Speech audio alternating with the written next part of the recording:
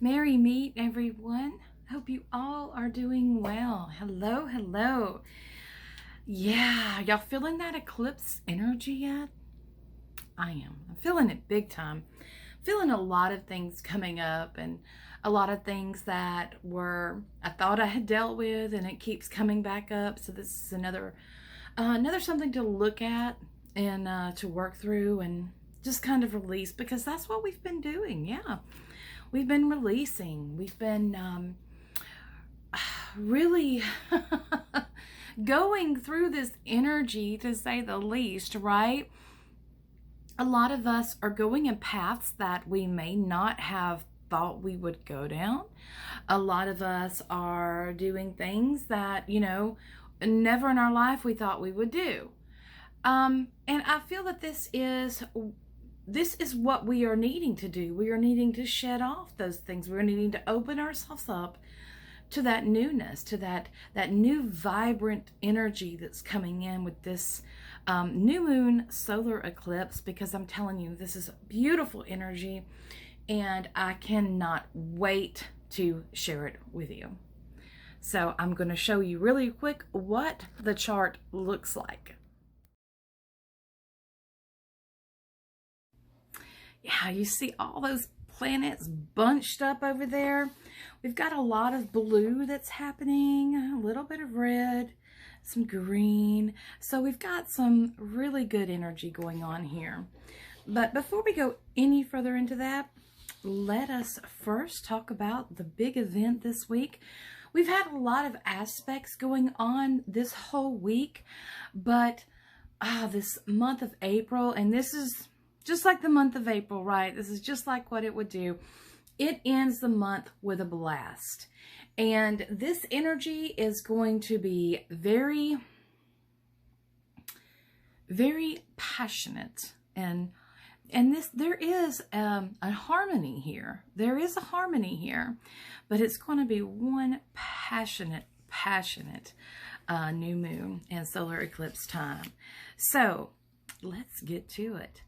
Our new moon solar eclipse will be on April the 30th, and the new moon will be at 4:28 p.m. Eastern Time. The sun will be at 10 degrees and the moon roughly 9 degrees. They're right there. And that's what happens when they're conjunct. They're around the same degrees. So very interesting here. Now, I want to also add that in this mix, we have Mars that's sextiling Uranus, that's offering us a lot of really good energy, time for change. And this eclipse season, we are in the beginning of the eclipse season. This eclipse season will last until October the 25th of this year, 2022. Now, there's no real challenging influences, so it seems like this is really going to be one of passion and chastened desires. And I want to go and talk about the Sabian symbol a little bit, because I know I don't talk about them a lot, and it's not from a traditional astrology. I will do...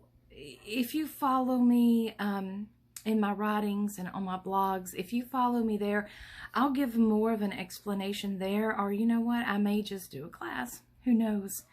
But the Sabian symbol for, and I'll say the sun was at 10 degrees and 28 seconds. So what that means is it usually rounds up to the next number, which is 11. And 11, the Sabian symbol, is a person sprinkling long rows of flowers.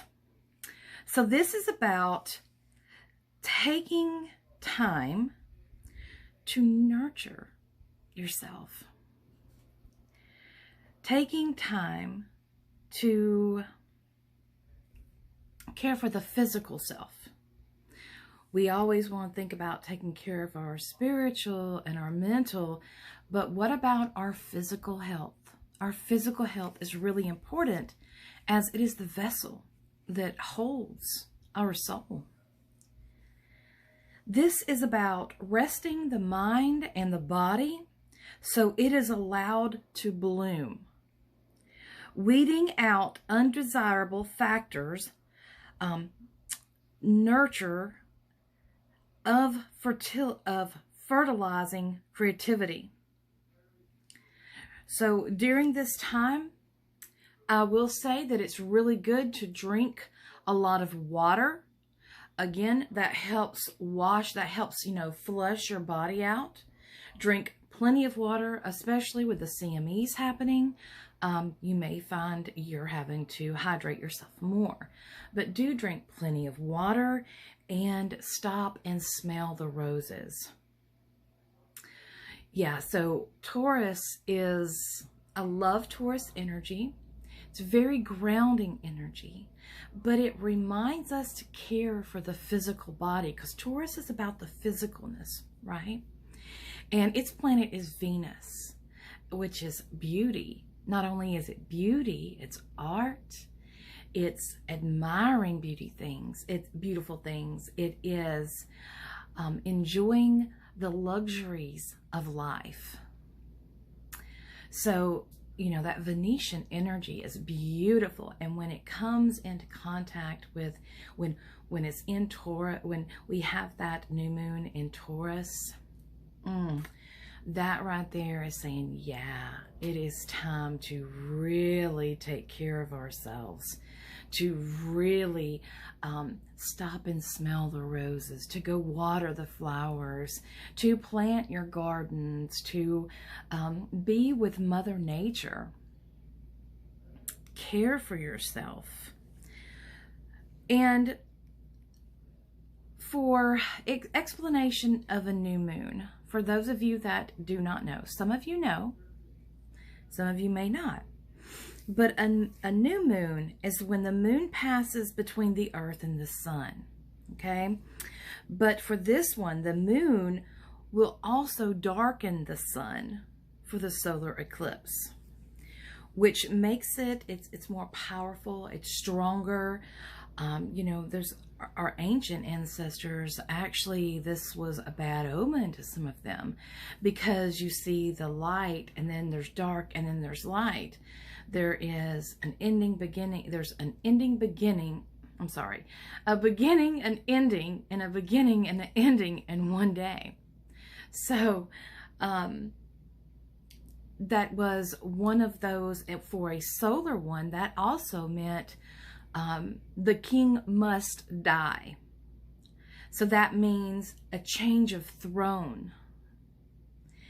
So it's very interesting in light of what our ancestors used to believe, because it really helps us look at our information now and see what they meant by that and try to figure this out, because our ancient ancestors were a lot smarter than we give them credit for. So not only is this going to be a very powerful time, this is going to be very harmonious. It's going to be very harmonious. It's going to flow. And it's going to offer us a burst of energy that we need. We need that burst sometimes. We can get so... we can get bogged down in everything. We can get overwhelmed, especially with everything going on in our world. We can get overwhelmed, and we need to stop and smell the roses. And when we do that, we allow ourselves to rest and to rejuvenate, to restore. So that burst of energy will help us, finish and go forward and do those things we need to do. But for this being a new moon, this is a really good time to start a new project, to look at old habits and to let them go and develop new habits. This is, a time to really align with where you want to go, to align with, what you want to do, what you see in your future. The solar eclipse will the solar eclipse was sextile Mars, which that's very harmonious, and conjunct Neptune. So we have confidence and courage stepping up on this new journey that the new moon and the eclipse gives us. This is a new journey for new relationships, but not just any relationships. It's relationships that are in alignment with what you value, what you consider important, your views. And, many of us have different needs for relationships. Some people need to have time with each other every week or every day, and some people just like to have their time. There's different ones. I'm not going to go into all that, but different relationships many times require different things. So this is one of doing that, of really seeing, going for those relationships that really are in alignment with you. Also, for relationships, this can bring the oneness. And this can also bring like charisma back into relationships. For those intimate relationships, it could be an increase in desire, in passion, sexual attraction, personal freedom. Will be very much highlighted in this weekend. Mars sextile Uranus, it adds inspiration and motivation. So, we're really wanting to feel our feelings and to be daring and to just, really be adventurous and just to come alive, because we know that, we were here to live life, to experience life. And I do want to say that Eros, and I know I don't talk about the asteroids much because, there's a lot up there. There's a lot. And I really tried to give you what is standing out to me. I want to give you quality information and just not a bunch of mumbo jumbo I'm rattling on, because I know that some of you just don't really understand astrology, and that's okay. And that is completely okay. So I don't like to give you information that I'm not really feeling. But for this new moon, I'm really feeling Eros. He's right there. He is right there in the energy of the moon and the sun. And he's meeting up here, and he's like, hey. So that is really, really going to enhance passion and sexual desire. We can see people come together. This is good for beginning new relationships. Again, this is going to be those relationships that are more in alignment with who you are. Because one thing in relationships that's very important is that you need to be on the same path, and you need to have respect for one another's path. And that's very challenging when the two of you are going in two different ways. So, and also if you are at two different levels of enlightenment as well. Some people do just fine with that. Some people have no problem at all. But then you have other relationships to where maybe one person isn't so secure in their spirituality.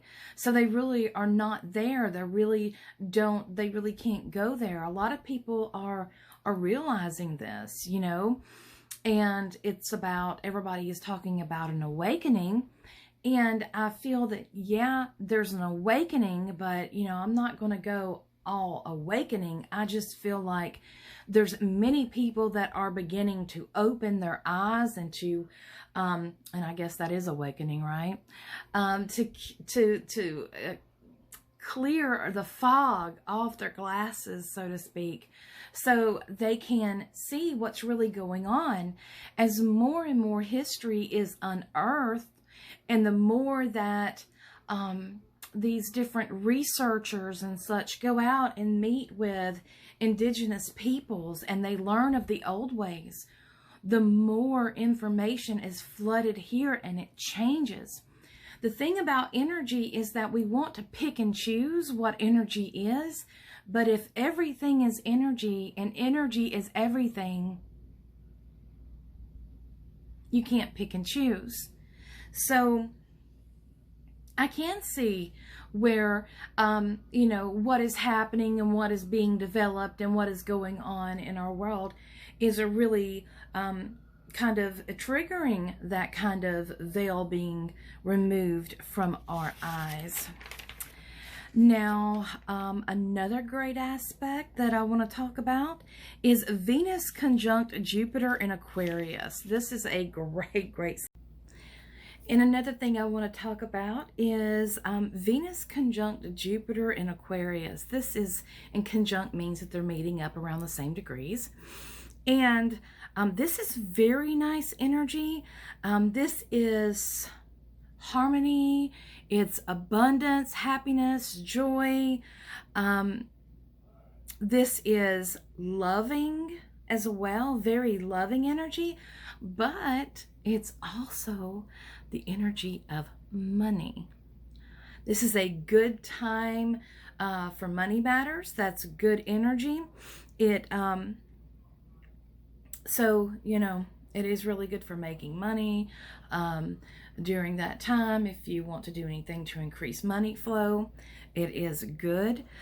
Also, this energy will enhance us to want to socialize with others, especially with,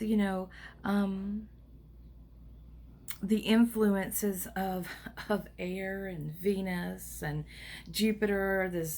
Jupiter's big and bold, and Venus is loving, and she's all three of these the Venus, Jupiter, and Aquarius are the socializing people. These are our social butterflies here. So, and that's what we want to do, but it's not going to be getting out just anywhere. We're going to pick and choose. We want to go to those places that feed our soul, that make us happy, where we can stop and smell the roses and enjoy ourselves. We're gonna, this energy, it makes us want to get out and mingle with like-minded people, those that share our same values. Again, this is good for making investments and the like. So that's really good energy this weekend. Also, Venus is not just having a conversation with Jupiter. She's sextile Pluto, and this is a harmonious. This is nice, a nice flow. And this can, and we have to be careful here, because this can have us longing to want those relationships that are in alignment with us. We can start feeling that pull of, of that loneliness that clicks in. So be careful. And, watch out for that. Get out with some friends. If you start feeling down, try to connect with some friends, because this can put us in places where we're not making, it's like, don't go dating when you're lonely kind of thing. There's, we can feel alone. And just in general, you can start feeling this lonely feeling. So, get out and go enjoy yourself, experience life. This placement wants companionship, but it's not just any companionship. It's deep spiritual relationships. It is spiritual, soulful. It is more than meets the eye. It wants that depth. So that is, be careful. Don't let it get the best of you. Pluto will also sextile Jupiter because, it's right there with Venus. Again, this is money, amplified good fortune. This is calling for us to reform something in our life, something that we have, and turn in a way that is going to be able to, it could be something old in your life that, because we're looking at reforming it. So it could be something that's kind of reached a stalemate. So now it's time to get in there, reform it, get it going, work the gears, and make it work for you. Put it in a way that it's really going to work for you. The energy is working behind the scenes, and this is, with Jupiter and Pluto, this is about, there's stuff going on behind the scenes that you may not always see, but trust your instincts, trust your intuition. This energy will help you create by getting the rest as well, by stopping and smelling the roses and taking that time and unplugging. That will help you as well. That will clear out all of the monkey mind and allow creativity to flow again within you. This is connected to wealth, monetary gains, emotionally and spiritually gains. So that is some really, really good energy. Now, what I do want to talk about, and this came up because I was looking at the chart and I just saw this, and it stuck out to me with what's happening in our world, with everything that's going on. This just stuck out to me for some reason, and it was speaking to me. And what it is that Saturn and Vesta, which is another asteroid, she's more than that, but anyway, Saturn and Vesta are conjunct in Aquarius. Now, the thing about Vesta is the ancient Roman goddess, and she would be, for Greek, it would be Hestia. So Vesta is the goddess of the hearth. And I'm pretty sure that you've heard of the Vestal Virgins. Well, those are her priestesses. So all of her priestesses that served in her temple in ancient Rome were under the specialist Pontifex Maximus. So you have women in a goddess temple under a male's thumb. All females in a feminine or all female path under the thumb of a man. So we can see how this can bring issues of control and power. And this is women having issues with men who try to overstep, like a sensitivity. Now, I bring this up because of the fact that I do believe in ancestral trauma coming through our DNA. The things that our ancestors went through can be passed down from generation to generation in different ways. It could be something that you do at home that you were taught to do, and something that was learned. Okay? And it could be passed down. It could be a thought being passed down. So I can see in our world right now how this is coming about. And we do see how some women are having issues with men in power and control. And I want to take this to the patriarch, and I'm not talking about masculine energy. I'm talking about the patriarch and that type of energy. That is controlling energy. This is the patriarch energy tells you what to think, tells you what to do. It's all about action, action, action. Do. So the Vesta's significance is I want to add this really quick. So how they would pick the Vestal Virgins. They would pick 6 hand-picked girls between the ages of 6 and 10, and they were free from physical and mental disformation, and they consented to be virgins for no less than 30 years. Now, the interesting thing here is that Saturn is Vesta's father. Now, we know that Saturn represents boundaries, and he is, he's associated with time. He's Father Time. So, now, if we look at Vesta, the Vestal Virgins, they lived in this temple where, everything that they did was monitored. Everything they did. And they began this at a young age. So say you started, a girl started this at the age of 6, she would be 36 by the time that she was out. So that is a long time. And, of course, you could see where they would feel restricted. They would feel caged in by this. In Vesta, they would, tend her temple and keep her flame. She was the hearth. So the hearth is usually a fireplace. And they would keep her flame lit. And that flame is said to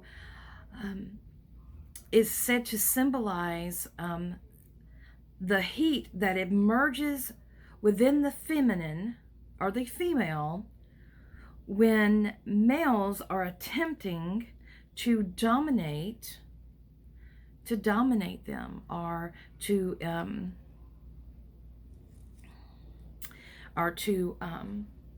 try to own them, try to be of power of them.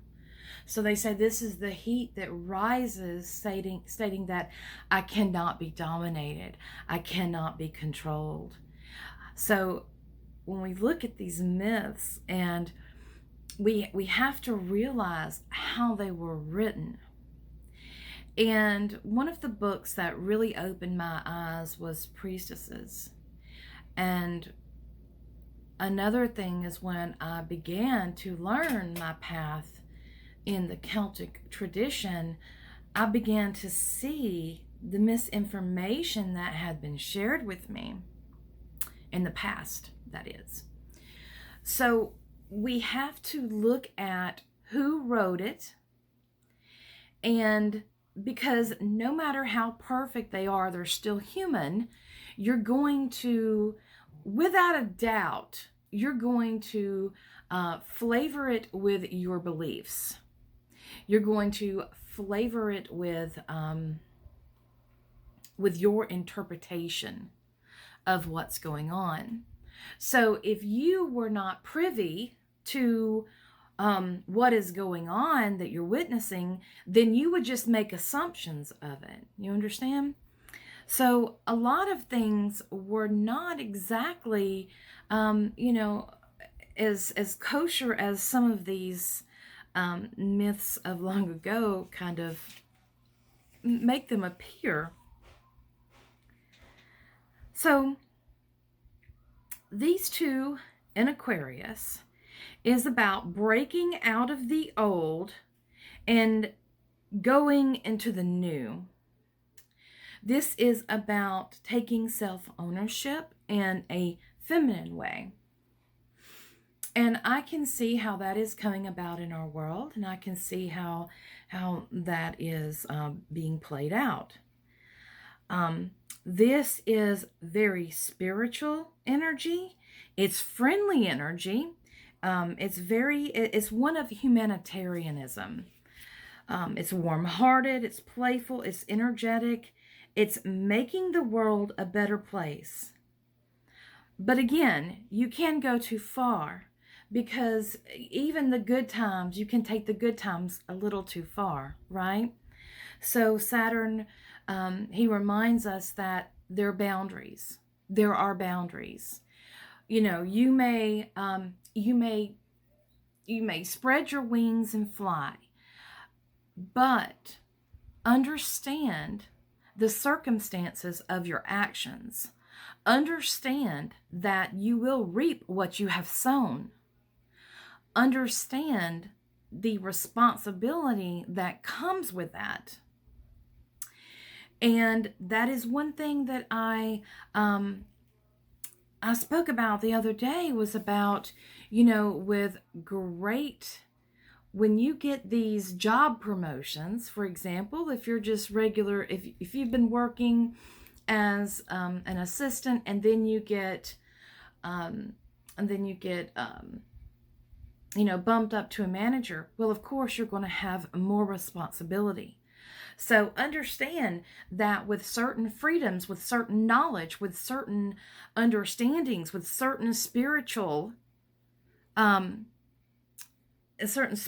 attainments, you are responsible for the energy that you carry. And as us that are on this metaphysical, spiritual, occult path, whatever you want to call it, those of us that have tapped into that other side and that know what that energy about, we have a responsibility to bring that back here and ground it into our earth and heal. If you carry that energy, you are going to be more responsible than someone who just doesn't know. With great knowledge comes great responsibility. And it's responsibility of discernment. Discernment. There's a lot of stuff out here that really doesn't need to be out here for everyday eyes. Not that it's better or too good. It's just that you can only understand it from your perception. And if you do not have that knowledge and understand what that's about, you will not understand what that's about. So therefore, it will be wasted upon your ears because you will not truly get it. And that's not downing anybody. That's not speaking against anybody. It's just where you are. It is what it is, what it is. Am I the smartest one here? No, I'm not. And matter of fact, every day that I walk on my path, I realize how much more I have to learn. And how much more is like, oh my goodness, I don't have that many more years in my life, you know. I'm going to need at least 300 years in order to learn what I want to learn. So just know that every day is a learning experience. Keep yourself in humility. Understand that you're human. But more than anything in this world, love yourself. And I mean, unplug, take care of you. Eat good foods, eat the best food you can, drink plenty of water, get plenty of rest, nurture you. So that is it with the astrology, and we will have the tarot part. If you're watching this on, I don't know, this is on several things that I'm on, but you can stay tuned for the tarot part of the show. This is going to be a fabulous weekend, and it's on Beltane as well. Those of you can come on over to the Cauldron of Awen, that's AWEN on Facebook, and I will have a Beltane salon there. So, you know, if you can get over there, please do so. I will be live on Facebook, and I'll be talking about Beltane. I'll have my sister Foxrose with me, that's also a priestess in this tradition and in the Celtic tradition, and we will talk about Beltane. Beltane is a fire religion. It's a fire festival, not a religion. It's a fire festival. So I look forward to you all joining me there. This is a fabulous weekend for wonderful new starts, wonderful new adventures. Keep your heads up and smile. This is beautiful, beautiful energy. Love you all. Blessings.